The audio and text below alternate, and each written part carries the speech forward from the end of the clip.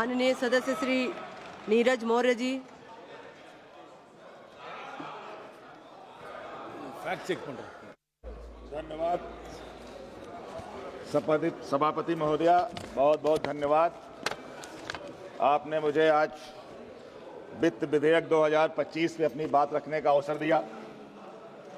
मैं धन्यवाद करना चाहता हूं अपने राष्ट्रीय अध्यक्ष माननीय अखिलेश जी का, जिन्होंने मुझे ये अवसर दिया, और मैं आभार प्रकट करता हूं आंवला की महान जनता का, जिसने हमको यहां भेजा।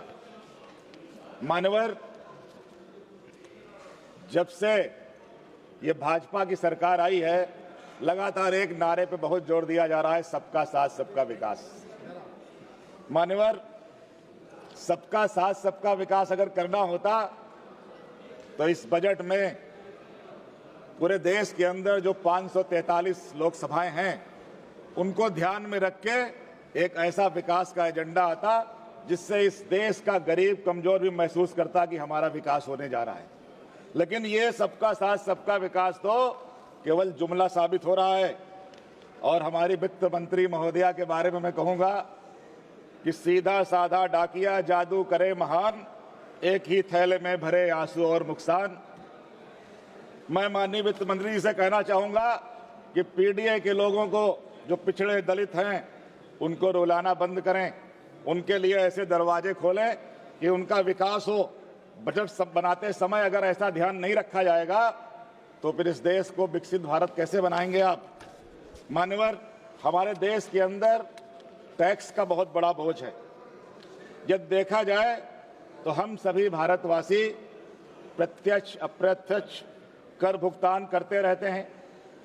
उदाहरण के लिए, किसी व्यक्ति ने अगर एक साल में 15 लाख रुपए की कमाई की तो उस आमदनी पे इनकम टैक्स दिया।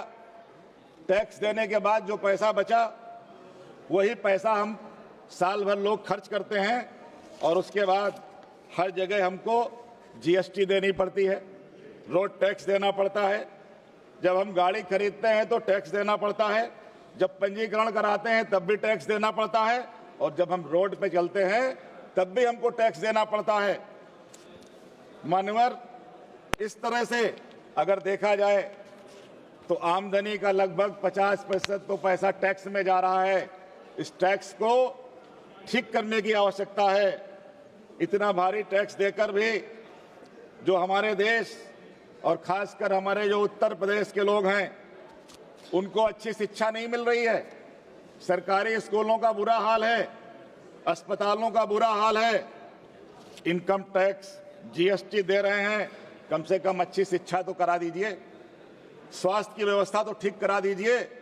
और मान्यवर, सरकारी स्कूलों की दुर्दशा है और प्राइवेट स्कूलों में किताब के नाम पे कितना बड़ा करप्शन हो रहा है। एक सर्वे रिपोर्ट आई है कि लगभग प्राइवेट स्कूलों में 55,000 करोड़ का किताबों के बिक्री पे घोटाला हो रहा है हर साल। मान्यवर, इस ओर सरकार को ध्यान देना चाहिए कि एनसीईआरटी की जो बुक है, जो मात्र 65 रुपए की आती है, वो प्राइवेट वाले 700 में बेच रहे हैं।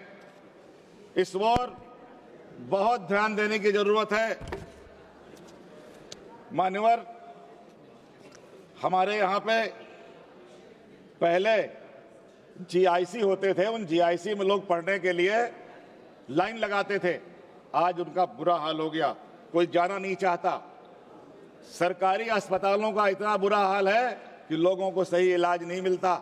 लोग प्राइवेट में जाने पे मजबूर हैं, वहां पे 1 के 4 देने पड़ रहे हैं। इसलिए मैं आपके माध्यम से ये मांग भी करता हूं कि हमारे क्षेत्र में एक एम्स की स्थापना की जाए, एक एम्स बनाया जाए आंवला बरेली में, जिससे कि वहां के लोगों को अच्छा इलाज भी मिल सके।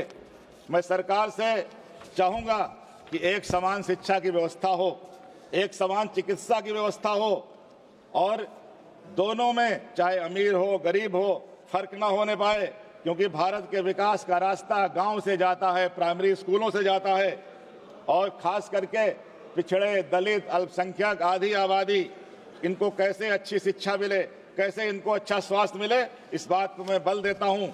आज के इस दौर में जहां पे आईटी कंपनियां अपने एम्प्लॉयमेंट को कम कर रही हैं, खत्म कर रही हैं, छटनी कर रही हैं। हमारे युवा बहुत परेशान हैं। और आज जो बहुत उधर तेज तेज से आवाज करके अभी बोल रहे थे, उत्तर प्रदेश के एक भाजपा के विधायक हैं गाजियाबाद के, उनकी बातों पे सरकार को गौर करना चाहिए। उन्होंने सरकार को आईना दिखाया है, उस पर गौर करना चाहिए। ये नंद किशोर जी ने कहा है कि किस तरह से गाय कट रही है, किस तरह से भ्रष्टाचार है। और मान्यवर, हमारे रुपए की कीमत गिरती चली जा रही है। मैं तो सलाह दूंगा कि माननीय प्रधानमंत्री जी अपने पुराने भाषणों को, पुराने बयानों पर भी अध्ययन करें कि रुपया कैसे आगे बढ़ेगा। मान्यवर, इनकम टैक्स में अभी 12 लाख तक छूट देके बहुत यहां से वाहवाही की गई। 12 लाख तक की छूट दी गई, उसका मैं स्वागत करता हूं। लेकिन जो बहुत सारी ऐसी कमियां हैं कि टीडीएस जमा करने का जो नियम बनाया गया है, कुछ भुगतान जैसे वेतन, ब्याज, कमीशन आदि का भुगतान करते समय भुगतानकर्ता को टीडीएस काटना होता है। यह टीडीएस अगले माह की 7 तारीख तक जमा करना होता है। इसके उपरांत टीडीएस रिटर्न फाइल करना होता है। यदि देय तिथि तक भुगतान न किया जाए तो धारा 276B के तहत 7 साल की सजा का प्रावधान है। फाइनेंस बिल नंबर 2 जो 2025 में वित्त मंत्री जी ने कहा था कि अब देरी से कर जमा करने पर सजा का प्रावधान नहीं होगा, ये 24 में कहा था सारी। लेकिन वास्तविकता इससे अलग है। सजा में छूट अधिकतम 85 दिन की देरी भुगतान पर दी गई है। उदाहरण के लिए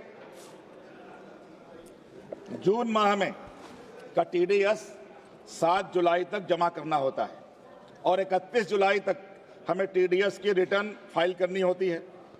अब इस केस को करके कर को केवल 24 दिनों का लाभ दिया गया है। इस प्रकार अप्रैल का टीडीएस 7 मई के स्थान पे 31 जुलाई तक जमा किया जाता है तो सजा नहीं लगेगी। इसी तरह से टीसीएस के प्रावधान की बात करें तो सेक्शन 276BB में अमेंडमेंट किया गया और इसमें भी उपरोक्ति की तरह प्रभाव डाला गया है। जबकि यहाँ भी अगर हम जून माह के टीसीएस की बात करें तो 7 जुलाई तक वो जमा करना होता है तथा 15 जुलाई तक टीसीएस की रिटर्न फाइलिंग ड्यू डेट होती है। अब इस केस में हमको सिर्फ 8 दिन का रिलैक्सेशन दिया जाता है। अब 8 दिनों की छूट को कोई भी वैधीकरण कैसे बोल सकता है? एक और करदाता टैक्स कलेक्शन के सरकार के उद्देश्य की पूर्ति कर रहा है। इसके लिए टीडीएस, टीसीएस कर रहा है, उसको जमा कर रहा है, क्वार्टरली स्टेटमेंट फाइल कर रहा है। इसकी और छोटी सी कुछ दिनों की भूल के लिए उसको जेल की सजा का प्रावधान है। कई बार ऐसा होता है कि टीडीएस के प्रावधान की जानकारी न होने के कारण टीडीएस, टीसीएस वास्तव में बाद में काटा जाता है, किंतु इसकी एंट्री अर्लियर डेट में की जाती है। कई बार ऑडिट के दौरान भी गत वर्ष के टीडीएस, टीसीएस की कमी बताई जाती है। ऐसी स्थिति में टीडीएस, टीसीएस जमा करने में देरी स्वाभाविक है। इन तथ्यों को ध्यान में रखते हुए हमारी मांग है कि due date of filing of ITR तक यह टीडीएस, टीसीएस तथा देरी से जमा होने के कारण उस पर ब्याज करदाता द्वारा जमा कर दिया जाता है तो सजा का प्रावधान नहीं होना चाहिए। मान्यवर, वित्त मंत्री महोदया ने आयकर अधिनियम 1994T इंसर्ट करा है, जिसके तहत पार्टनरशिप फर्म को पार्टनर्स को रिम्यूनरेशन, ब्याज, कमीशन या बोनस जैसे कोई राशि क्रेडिट करने पर 10% टीडीएस काटना होगा। मान्यवर, अभी तो हमारी शुरुआत हुई है, थोड़ा कृपा करिए। अभी जो 12 लाख का ढिंढोरा पीटा गया, 12 लाख के तक की छूट देने की बात कही गई है।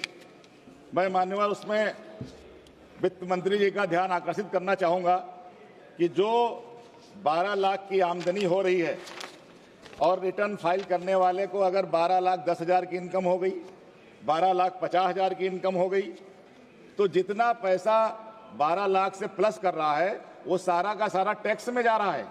इसलिए अगर इस पे ध्यान नहीं दिया गया तो जो कर चोरी के मामले आते हैं, मैनिपुलेट लोग करते हैं, वो करेंगे। इसलिए मेरी सरकार से मांग है कि जो टैरिफ बनाया गया है वो टैरिफ 12 लाख के ऊपर जो इनकम स्लैब है उसके अनुसार टैक्स लगाना जाना चाहिए, ना कि पिछली 12 लाख रुपए की इनकम पर भी टैक्स लगा दिया जाए।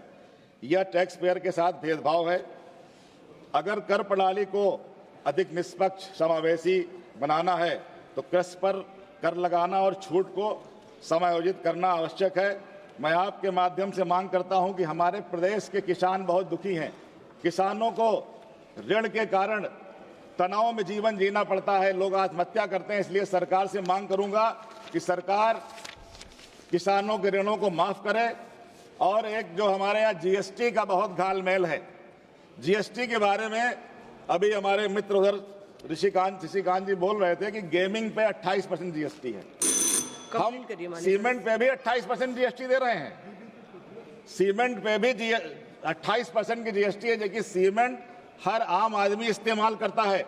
इसलिए मैं आपके माध्यम से कहना चाहूंगा कि वर्तमान में जो जीएसटी का व्यवस्था है उस व्यवस्था में बहुत सुधार की आवश्यकता है। उस पर सरकार को ध्यान देना चाहिए और जीएसटी का जो मॉडल बनाया गया है उसको नीचे लाने की बात होनी चाहिए। मान्यवर, इस बजट में बेरोजगारी पे कोई ध्यान नहीं दिया गया।